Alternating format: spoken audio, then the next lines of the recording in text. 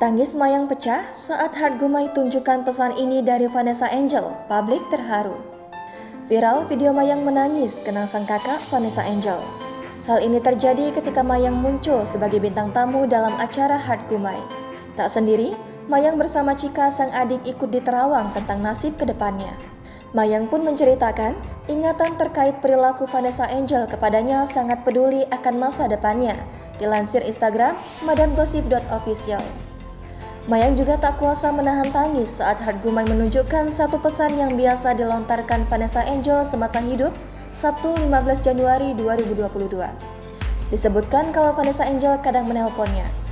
Vanessa Angel saat ini mau memberikan uang pada Mayang. Saat ini dirasakan Mayang jika ingat Vanessa Angel ingin selalu menangis.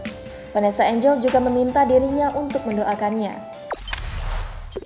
Jangan lupa subscribe, share, komen, dan like ya.